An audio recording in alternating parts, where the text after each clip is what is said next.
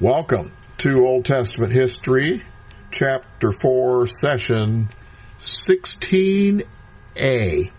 Ren is traveling this week, so I've got the whole sessions, both of them tonight. We're continuing in the Messianic prophecies in the book of Isaiah. Now that we've been analyzing these prophets for a while, we're getting to know them. And we have a fascinating opportunity to champion the characteristics of genuine prophets. As I've been warning more and more in these recent sessions, we exist today in a sea of words, like waves coming at us from all directions, and they're vying for our attention and our allegiance. Many are words of the world, motivated and shaped by political agendas and other things. Some messages are trying to get us to buy something. Other messages purport to educate us. And then there are the words that claim they are from divine origin. Well, are those coming from genuine prophets or not? We who have lived a few more years, hopefully, have developed a street sense, a wise prudence, an ethical life filter by which we can evaluate the words of the world and spot the telltale signs of something that's trying to sell us something. I think we all instinctively do this, some more, some less.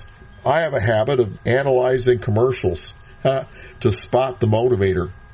That is, how are they trying to convince me to buy their product? A few decades ago, such things were easier to spot because there was less competition, so their ploys needed to be as sophisticated as what is going on today. But now there even is a marketing backlash, represented in the theory that it's not necessary to produce expensive, well-conceived Super Bowl-type commercials. All some do now is portray something, anything, in order to shove their product name in front of your face to try to get us to remember it. The ubiquitous insurance commercials are an example of that. My, oh my. Some add a humorous twist, some don't. Well, I apply this same analysis to the news media and the social media too. And because I measure communications that way, I also measure myself and my own communications that way. Am I using noble means to try to convince my listeners when I teach? But the message from the prophets, genuine or not, claim to be exceptions to those rules, which we formed to process this barrage of messages that constantly bombard us. The healthy skepticism which has preserved us and decreased our gullibility to aggressive and creative sales ploys could be neutralized by the claim that we must take these prophets' words by faith. Well, enter a new arbitrator, spiritual discernment, to tell the genuine from the counterfeit. We can compare supposed spiritual words with other established spiritual words from the Bible, like 1 Corinthians 2:12 and 13 says, comparing spiritual things with spiritual. Plus, of course, we have a spiritual connection to the source, God, who can let us know what's what for sure. The genuine prophets that we have been studying, we're trying to convince their listeners too.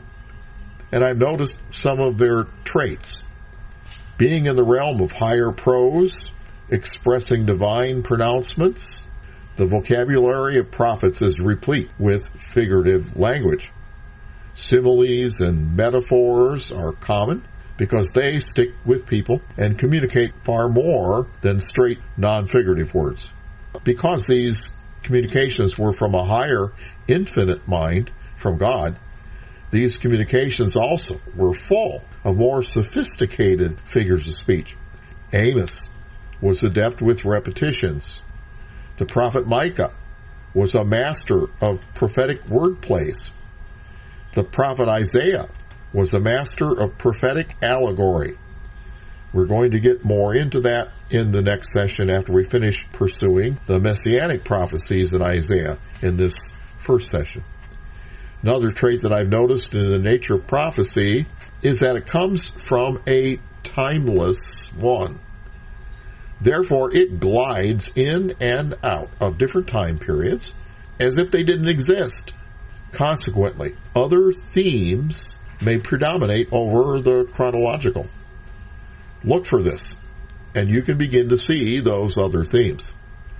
I will be pointing out the time changes where it abruptly changes into the far future or then back to a closer time.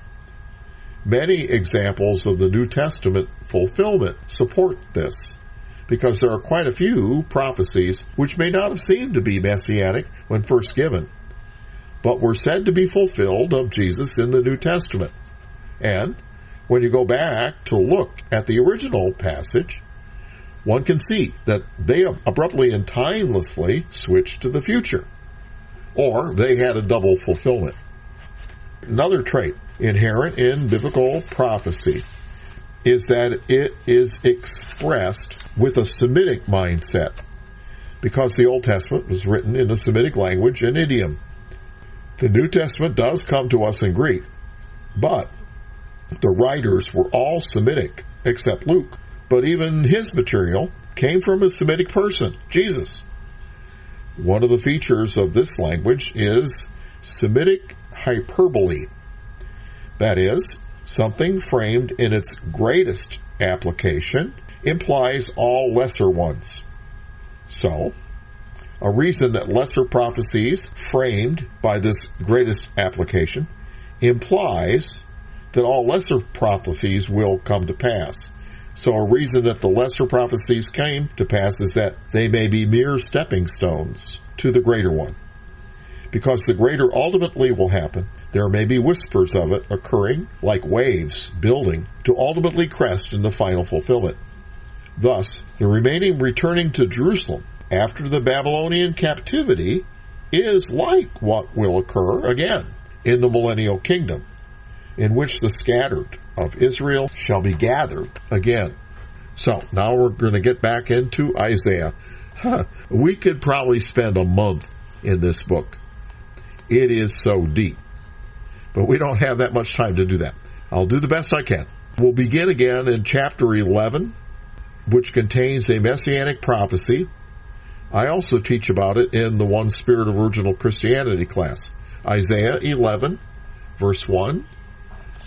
Isaiah 11:1.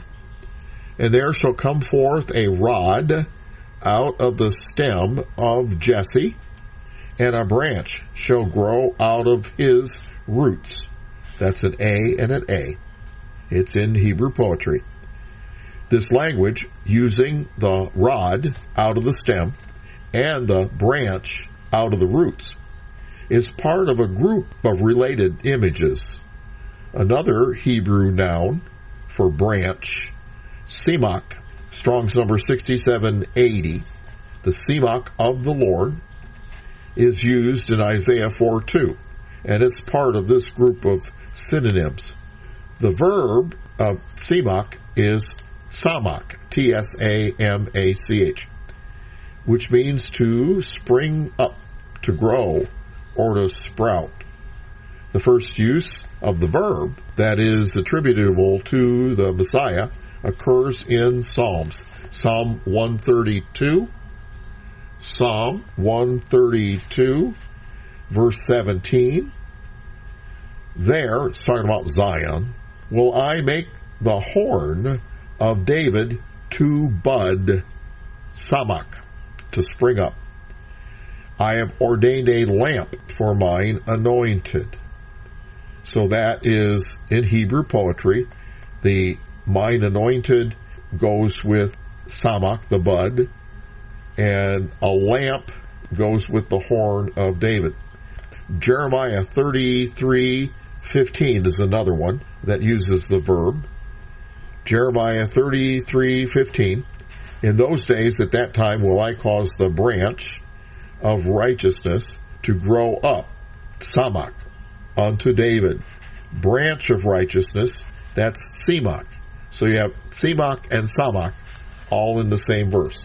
And he shall execute judgment and righteousness in the land. And then another one for the verb, Ezekiel 29:21. In that day will I cause the horn of the house of Israel to bud forth, Tzamach, to spring up. And I'll give thee the opening of the mouth in the midst of them, and they shall know that I am the Lord. So, those three verses, Psalm 132:17, Jeremiah 33:15, and Ezekiel 29:21, all refer to the royal aspect of the Messiah, that he's going to be a king. The word horn is one of the symbols of a king, like the scepter. The noun, Tzemach, is well known because of its association with the four Gospels. I've written more on this in my book, The Summer of Truth. That's volume 3 in the series on Christ's greatest sermons, the Sermon on the Plain. Tzemach is used in association with king, servant, Son of Man, and Son of God. And those are the four viewpoints of Matthew, Mark, Luke, and John, respectively. Now, Trinitarians try to say the purpose of the Gospel of John is to prove that Jesus is God, but that contradicts the stated purpose of that Gospel given by the Apostle John himself. In John 20:31, in John 20:31, he says, "These are written that you might believe that Jesus is the Christ, the Son of God, and that believing you might have life through his name." So, accordingly, Jeremiah 23:5 and 33:15 associates Tzemach with a king, like Matthew's Gospel. Jeremiah 23:5, "Behold, the days come, saith the Lord, I will raise unto David a righteous branch, Tzemach, and a king shall reign and prosper, and shall execute judgment and justice in the earth." So you see, king is associated with Tzemach, a righteous branch. Then Jeremiah 33:15, "In those days, at that time, will I cause the branch, Tzemach, of righteousness, to grow up, Tzamach, spring up, unto David, and he shall execute judgment and righteousness in the land." So David is the king, execute judgment and righteousness. That's what a king does. So those two occurrences associate Tzemach with a king. So then, Zechariah 3:8 associates Tzemach, the branch, the sprout, Jesus' nickname, with servant. And that is the theme of the Gospel of Mark. Zechariah 3:8. "Hear now, O Joshua, the high priest, thou and thy fellows that sit before thee, for they are men wondered at.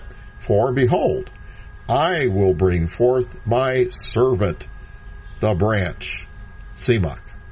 So there it's associated with servant. The next one is Zechariah 6:12. Zechariah 6:12 associates Tzemach with a man. So Luke presents Jesus as the Son of Man.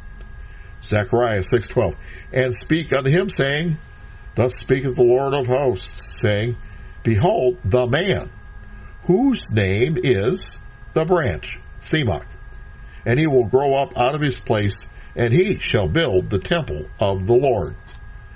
And then finally, the noun Tzemach appears in Isaiah in the genitive case of the Lord.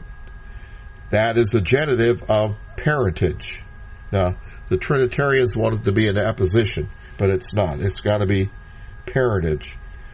Isaiah 4:2, "In that day shall the Tzemach branch of the Lord be beautiful and glorious, and the fruit of the earth shall be excellent and comely for them that are escaped of Israel." So it is the Tzemach of the Lord. Of the Lord is the genitive of parentage, so he's the Son of God. And so the Lord is his parent. And that does fit with the stated purpose of the Gospel of John in John 20:31. I spend an entire chapter showing that is the case from the Gospel of John. Passage after passage I illustrate in the book Summer of Truth And if you read that, you'll see it's unmistakable. He is the Son of God. Furthermore, because of this fit with the other uses of Tzemach, using the principle of biblical concurrence, we can authoritatively say that the Tzemach here in Isaiah 4 is messianic and not generic. Last week I brought up it could be either one, and so the contextual inference will tell us. Well, this is another step beyond contextual inference of biblical concurrence. That's where it echoes throughout the Bible. So it's not a sprout that's a common sprout of some plant in Isaiah 4:2. Okay, we can confirm that, I think, with thus saith the Lord authority. So we now continue in the rest of the messianic prophecy that is in Isaiah 11. Isaiah 11 verse 2. It goes on to say, the Spirit of the Lord shall rest upon him, the Spirit of wisdom and understanding, the Spirit of counsel and might, the Spirit of knowledge and of the reverence of the Lord. These different spirit ofs there refer to the 7 manifestations of the Holy Spirit available to believers who had the Spirit upon them in the Old Testament. And it lists the components of the Spirit that Jesus had upon him without measure, like John 3:34 says. I cover all of that and more in detail in the One Spirit of Original Christianity class and also in the Energized Ministries classes. So now we move on. Verse 3. And shall make him of quick understanding in the reverence of the Lord. It's interesting. And his delight shall be in the reverence of the Lord. That word delight actually literally is fragrance. It's like you delight when you smell a flower, right? When you smell something good, you feel good. Well, he thinks that about the word. It's like a flower to him. Okay? His delight. Isn't that interesting? Shall be in the reverence of the Lord. And he shall not judge after the sight of his eyes, neither reprove after the hearing of his ears. So here's classic Hebrew poetry. Judge, reprove, sight, hearing, eyes, ears. Verse 4. But with righteousness shall he judge the poor, and reprove with equity for the meek of the earth. Righteousness, reprove, judge, equity, poor, meek. And he shall smite the earth with the rod of his mouth. With the breath of his lips shall he slay the wicked. And his righteousness shall be the girdle of his loins, and faithfulness the girdle of his reins. All right. Now, what happens next is this is going to glide right straight into the future. Before verse 3 through 5, that's talking about his first coming, what he's going to be like. All right. But now it glides imperceptibly into what's future. Verse 6. The wolf also shall dwell with the lamb, and the leopard shall lie down with the kid. The calf and the young lion and the fatling together. The little child shall lead them. And the cow and the bear shall feed. The young ones shall lie down together. The lion shall eat straw like an ox. And the sucking child shall play on the hole of an ass. Oh, get away from there. And the weaned child shall put his hand on the cockatrice's den. Oh my goodness. They shall not hurt nor destroy in all my holy mountain. For the earth shall be full of the knowledge of the Lord, as the waters cover the sea. And in that day there shall be a root of Jesse that will stand for an ensign to the people. To it shall the Gentiles seek, and his rest shall be glorious. Isn't that a wonderful prophecy? But it jumps forward in time. Verse 11. And it shall come to pass in that day that the Lord shall set his hand again the second time to recover the remnant of his people, which shall be left from Assyria, and from Egypt, and from Parthos, and from Cush, and from Elam, from Shinar, from Hamath, and from the islands of the sea. Now, this is fascinating, because verse 11, it shows that Isaiah was aware of the double fulfillment of this prophecy, because he said, second time. So, not only does verse 11 document the viability of double fulfillments, but it also justifies the use of the word remnant for both the return from the 70-year captivity and also those who arise in the resurrection of the just. It's right there. Ha! That's a pulpit pounder for sure. Where's my thunder button? All right. Verse 11, or chapter 11, verse 12. And he shall set up an ensign for the nations, and assemble the outcasts of Israel, and gather together the dispersed of Judah from the four corners of the earth. See, that's future stuff, isn't it? And the envy also of Ephraim shall be part, and the adversaries of Judah shall be cut off. Ephraim shall not envy Judah, and Judah shall not vex Ephraim. But they shall fly upon the shoulders of the Philistines towards the west, and shall spoil them of the east together. You see the beauty of this Hebrew poetry? West, east, that's the opposites. They shall lay their hand upon Edom and Moab. The children of Adam shall obey them. And the Lord shall utterly destroy the tongue of the Egyptians. See, and with his mighty wind shall he shake the hand over the river Euphrates, and shall smite it in the seven streams, and make men go over dry shod. And there shall be a highway for the remnant of his people, which shall be left from Assyria, like as it was to Israel in the day when he came up out of the land of Egypt. Wow. Isn't that interesting? Now, see, because of the timelessness of this and how it lurches back and forth between immediate future and late, far off future, it's like Assyria is mentioned here, and Assyria won't exist in the future, but it will in a figurative sense, because Assyria, because of this kind of prophecy, is a type, and then in the future there will be an anti-type. So, there's just a timeless nature of the prophecy between foretelling of his first and his second comings. So, you can see, though, why many people were expecting Jesus to initiate the millennial kingdom, because they couldn't perceive the differences between the time there.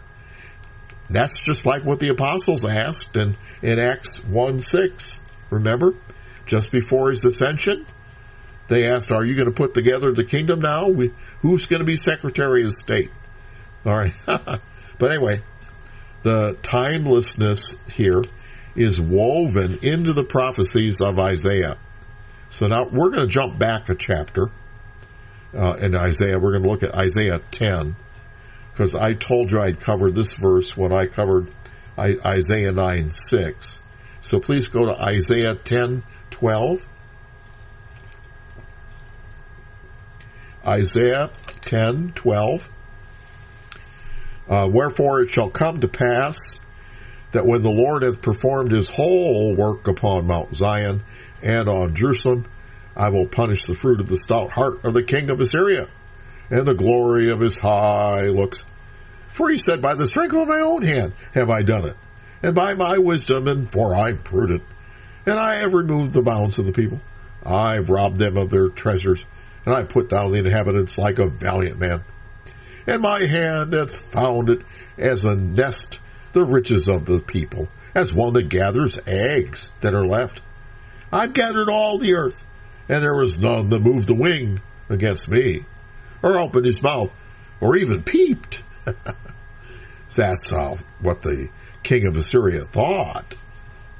But God answers in verse 15, shall the axe boast itself against him that hews therewith? Or shall the saw magnify itself against him that shaketh it? As if the rod should shake itself against them that lift it up? Or if the staff should lift up itself as if there was no wood? See, look at all these figures here. That's prophetic metaphor is what it's called. Now, metaphor encompasses all the different figures of comparison. Verse 16, therefore shall the Lord of hosts send among his fat ones leanness, and under his glory shall he kindle a burning, like the burning of a fire, and the light of Israel shall be for a fire, and his Holy One for a flame, and it shall burn and devour his thorns and his briars in one day. Now, they did not have the idiom of throwing gasoline on the fire, okay? Because they didn't have gasoline back then. Well, what happens when you throw gasoline on a fire? It just woof. It burns really. It just poofs up, right? The same thing happens when you throw thorns and briars on a fire. It burns really fast and crackles. It poofs up. All right? Well, that is how the Assyrians were going to be devastated. Like, boom. And that's exactly what happened. Overnight, the whole Assyrian army died as if it were flash fire. Oh, wow. Verse 18, and it shall consume the glory of his forest and of his fruitful field, both soul and body. And they shall be as when a standard bearer fainteth. And the rest of the trees of his forest shall be few, that a child may write them. Now, that is really vivid symbolism. But what is he talking about? Well, we can parse it. We can figure it out. If you read carefully, then many times there are some clues. For example, this one. How can plants have a soul? Okay, consume the glory of his forest, fruitful field, both soul and body. Well, how do plants have a soul?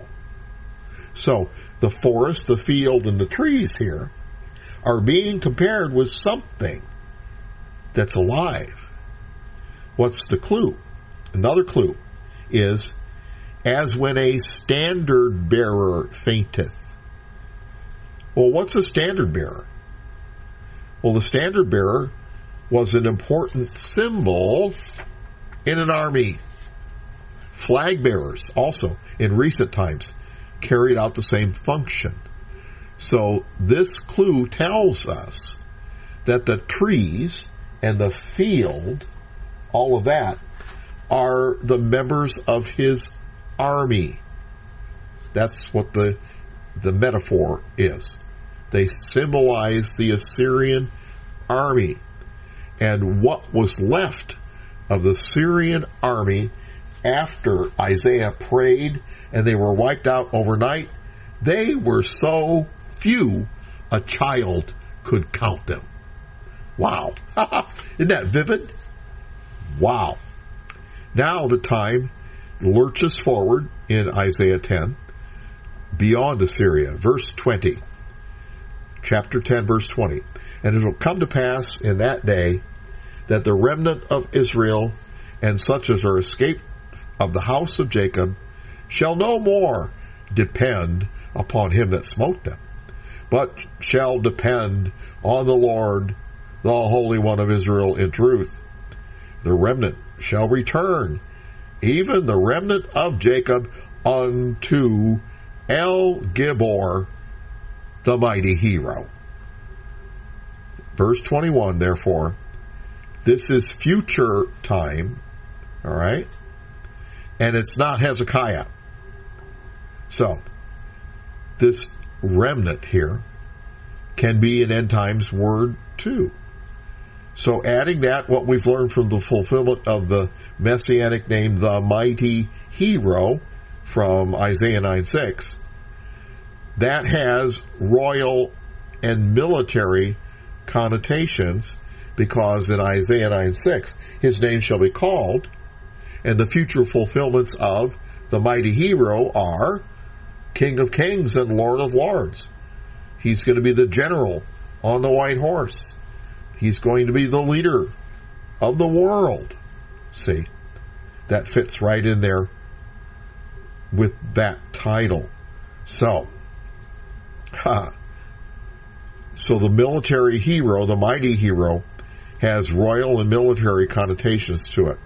So, now to us finite men, these two verses, verse 18, or 20 and 21, seem to lurch forward in time from verses 18 and 19.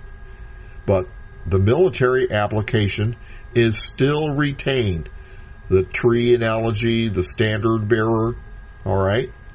So you can see the context is retained all the way through, timelessly.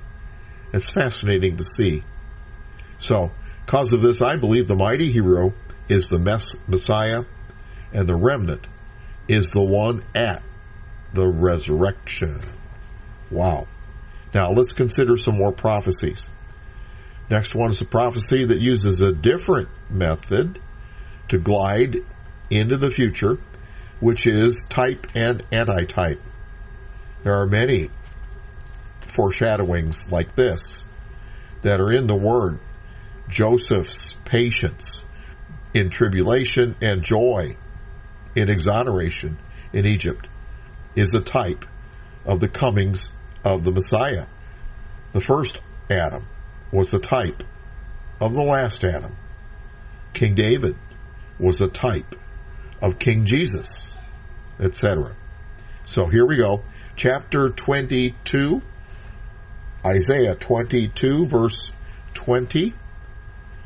It shall come to pass in that day that I will call my servant Eliakim, the son of Hilkiah. So he is going to be a type of Christ. Eliakim is spoken of several times in Isaiah and 2 Kings. It says that he was, quote unquote, over the house, which means that he was the steward of Hezekiah's household. But then he got promoted, just like Jesus is going to get promoted when he ascends to God's right hand. Chapter 22, verse 21. And I will clothe him with thy robe, a kingly garment, and I will strengthen him with thy girdle. Now, when they wore a girdle around their body, the higher the girdle, the higher the rank. So like in the Revelation chapter 2, or chapter 1, 2, and 3, Jesus is wearing a girdle around his paps, it says, around his breast, the high up. So the higher the girdle, the higher the rank. So clothe is Hebrew poetry with strengthen. Thy robe is Hebrew poetry with thy girdle. And then it says, I will commit thy government into his hand. Later on, verse 22, and the key of the house of David will I lay on his shoulder. So government, key of the house of David, hand, shoulder. That's the Hebrew poetry there. And he shall be a father to the inhabitants of Jerusalem and to the house of Judah. And then the key of David will I lay upon his shoulder, and he shall open and none shall shut, and he shall shut and none shall open. So, verse 12, or 22, I guess, verse 22 is echoed in Christ Jesus speaking in Revelation 2 and 3 about having the key and shall shut and none open and shall open and none shut. See, and we can use the inference that is lent by the poetic structure there to see that the key of the house of David is parallel with the word government. The parallelism of hand and shoulder between verse 21 and 22 fits with that. One's hand symbolizes one's actions. One's shoulder is they bear burdens, and it's symbolizing responsibility. So, and then there comes that formulaic statement about opening and shutting. That means, basically, the buck stops here. He's got the highest authority, and once what he says goes. Verse 23. And I will fasten him. See, now, this is talking about Hilkiah, but he's a type of Christ. All right? I will fasten him as a nail in a sure place, and he shall be for a glorious throne to his father's house. And they shall hang upon him all the glory of his father's house. Then it lists the things, the offspring and the issue, all the vessels of small quantity, from the vessels of cups, even to all the vessels of flagons. That's like from A to Z. Verse 25, in that day saith the Lord of hosts, shall the nail that is fastened in a sure place be removed, and be cut down and fall, and the burden that was upon it shall be cut off, for the Lord has spoken it. So it goes back and forth between what happened to the Messiah at the ascension and what happened at the cross. Isn't that interesting? Being the holder of the key to David will be one of the functions of the future Messiah. He'll have the final authority as the steward of God's house and also as co-regent at God's right hand.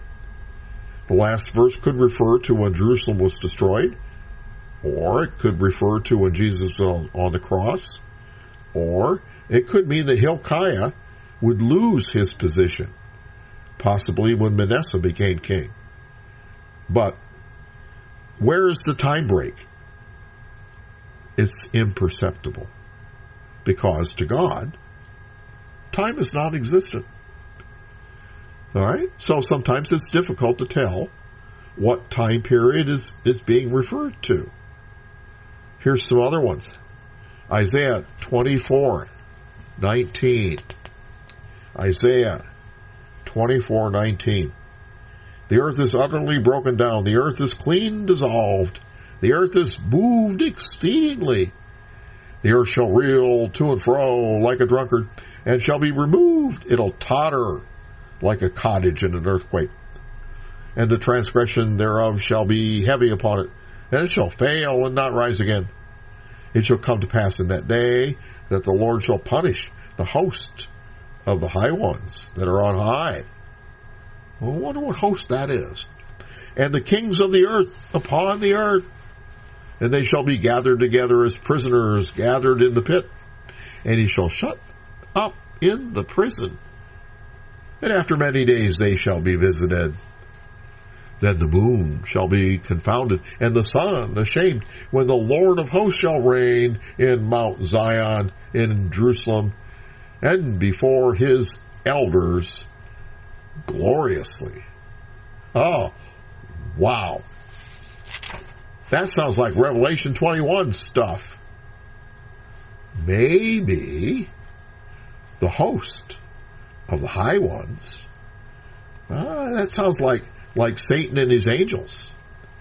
Verse 22 there could be shedding more light on the dragon, the devil, and Satan being locked up for 1,000 years, like it says in Revelation 20, verse 2 and 3. Perhaps the string of those names means his hostess can be locked up there too. Wow. Here's another mention of things at the end of Revelation. Chapter 25, verse 6.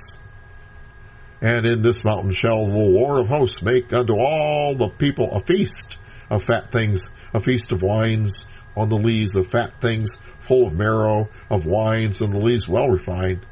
And he will destroy in this mountain the face of the covering east over all the people, and the veil that is spread over all nations. And he will swallow up death and victory, And the Lord God will wipe away their tears from off all faces, and the rebuke of his people shall he take away from off all the earth, for the Lord hath spoken it. Well, that corresponds to Revelation 21:4. Revelation 21:4.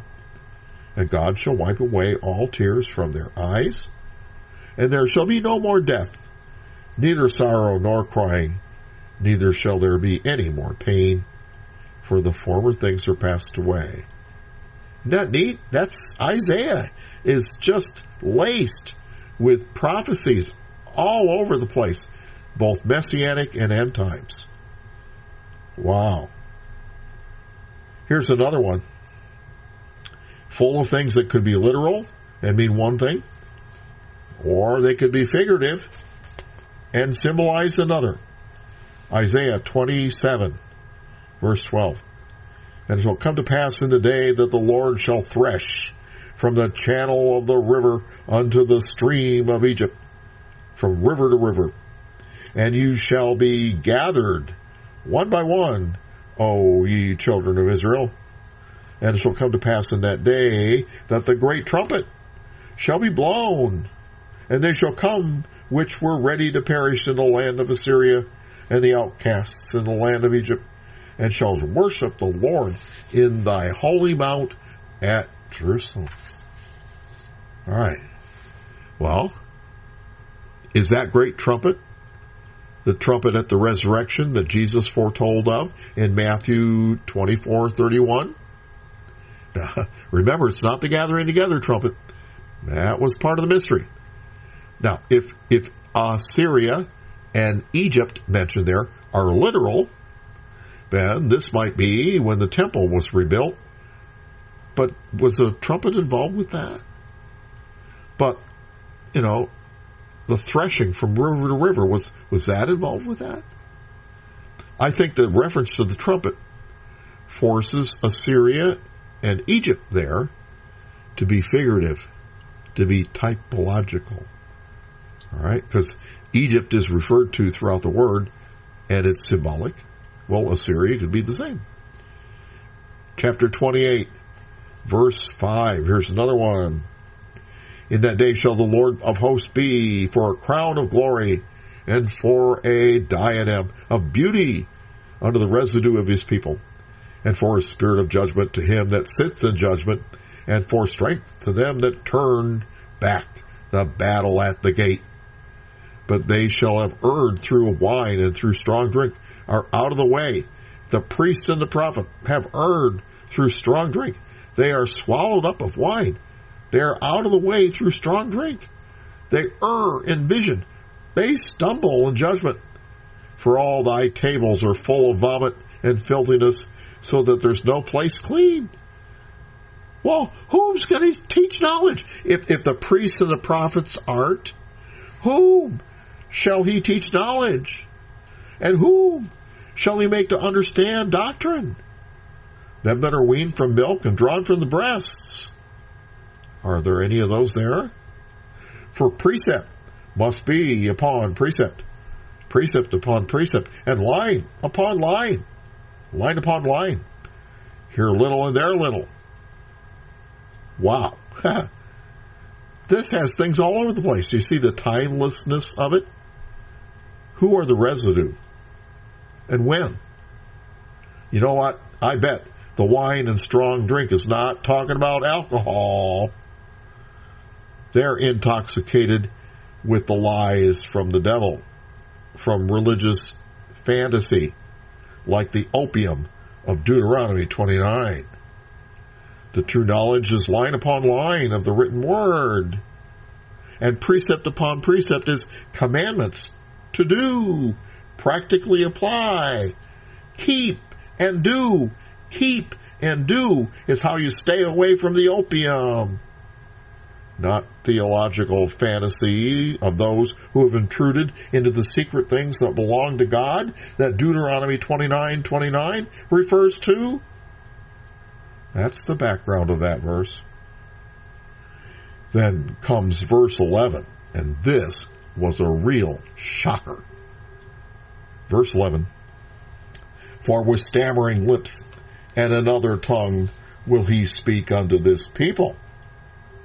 Well, those that heard Isaiah say that, they really wondered about that. How could God speak to them and it not be in Hebrew? That would be rather unsettling to them. Because, Hebrew was the official language of the Bible. It was spoken in the temple. All the songs and liturgy was in Hebrew. Yet, somehow God would speak to them in stammering lips in another language. They didn't know what to make of it.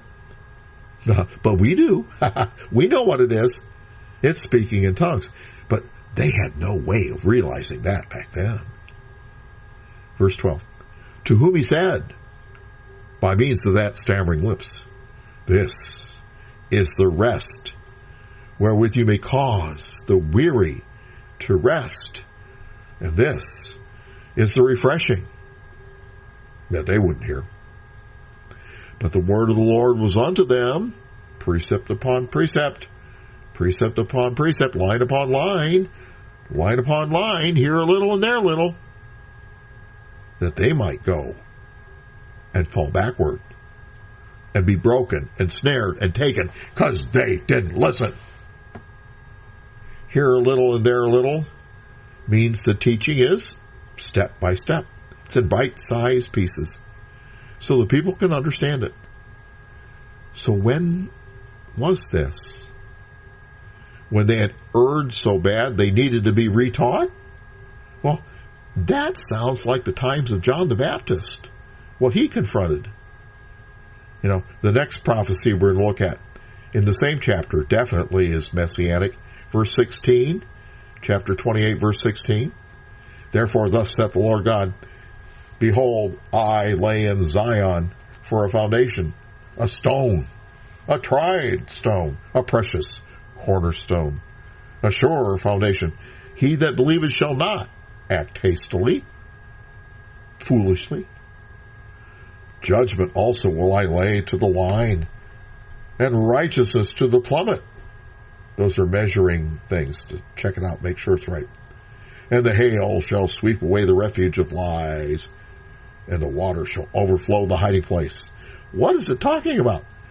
Some of it we know, but some of that imagery is really beautiful. Here's another one, chapter 29. This is Isaiah, chapter 29, verse 1. Woe to Ariel. Ariel's another name for Jerusalem. To Ariel, the city where David dwelt. Add ye year to year, let them kill sacrifices. I will distress Ariel, and there shall be heaviness and sorrow, and it shall be unto me as Ariel. And I will camp against thee round about, and I will lay siege against thee with a mount, and I will raise forts against thee. And thou shalt be brought down, and thou shalt speak out of the ground, and thy speech shall be low out of the dust. And thy voice shall be as one that hath a familiar spirit out of the ground. In other words, they dead. And thy speech shall whisper out of the dust. Moreover, the multitude of thy strangers shall be like small dust, and the multitude of the terrible ones shall be as chaff that passeth away. Yea, it shall be at an instant, suddenly. Thou shalt be visited of the Lord of hosts with thunder, with earthquakes, with great noise, with storm and tempest, and the flame of devouring fire. And the multitude of all nations that fight against Ariel, even all that fight against her, and her munition that distress her, and that shall be as a dream of a night vision. It shall even be as when a hungry man dreams, and behold, he eats, but he wakes, and his soul is empty.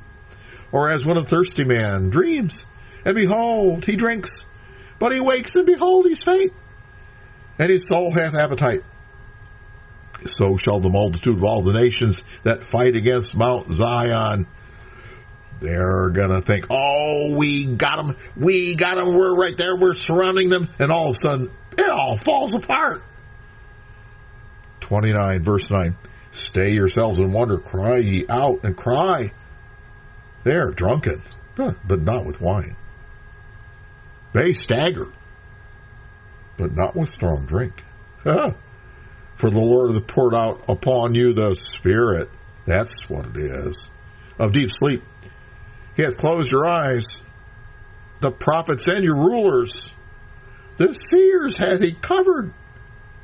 And the vision of all is become unto you as the words of a book that's sealed, which men deliver to one that is learned, saying, read this, I pray thee. And he says, I can't read it. It's sealed. Verse 12, and the book is delivered to him that's not learned, saying, read this, I pray thee. And he says, I can. I'm not learned. Wherefore the Lord said, for as much as this people draw near me with their mouth, and with their mouths, their lips do honor me, but have removed their heart far from me, and their reverence toward me is taught by the precept of men. Therefore, behold, I'm going to do a marvelous work among this people, even a marvelous work and a wonder.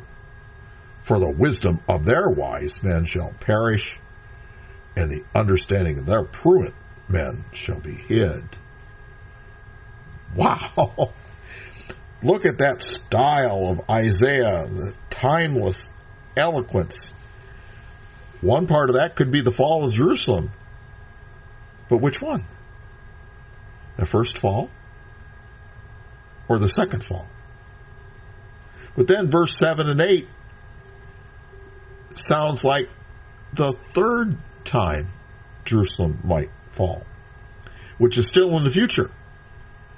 And they think they're going to surround it. They think they're going to succeed, but it's going to fail, like Zechariah chapter 12, verse 1 through 4 predicts.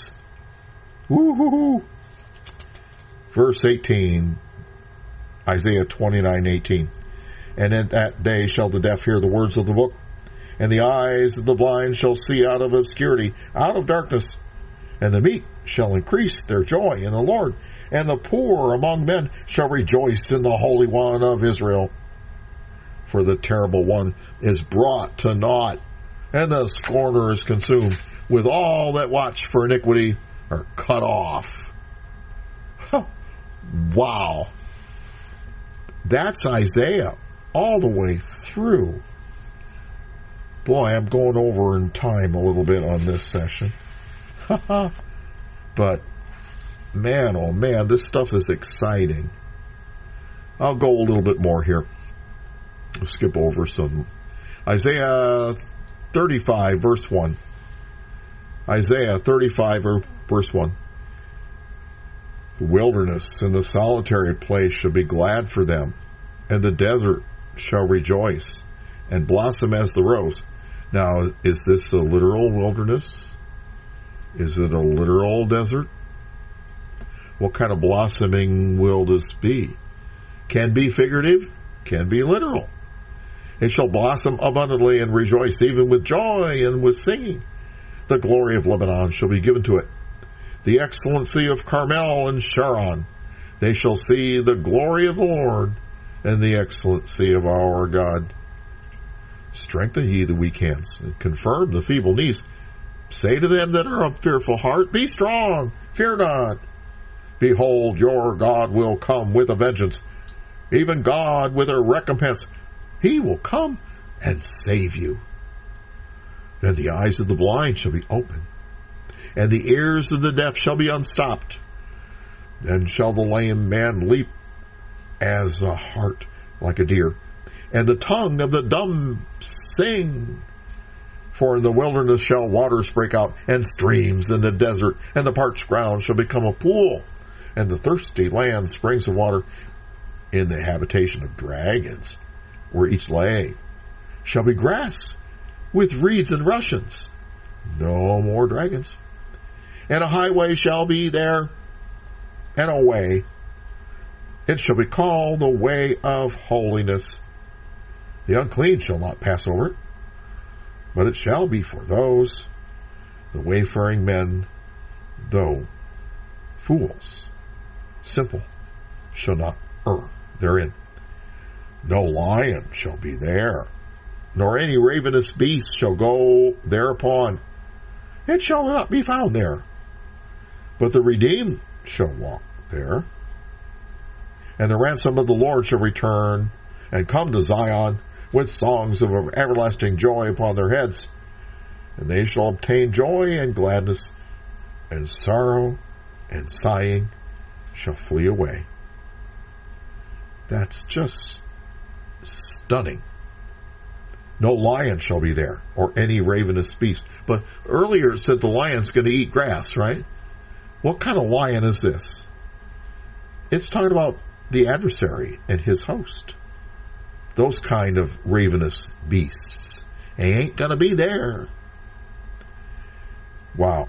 Now, the second portion of Isaiah, the part that the so-called higher critics say was written by a different prophet, well, it's got these same kind of timeless prophecies. One thing I noticed in this other section, the last third, beginning with chapter 40, was how it extolled the true God repeatedly as the only one, the Creator, etc. Well, if our idea of what Ren and I taught about the chronology of Isaiah and the prophets is right, well then Manasseh about this time was gathering steam in his co-reign, and he was doing evil in the sight of the Lord, and Baal worship was on the rise. Well, if that was the case, wouldn't you think that Isaiah and God's reaction would be to stress the characteristics of a sovereign and eternal true God? I think so. So,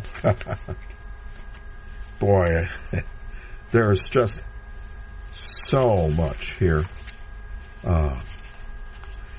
Isaiah 40, verse 1.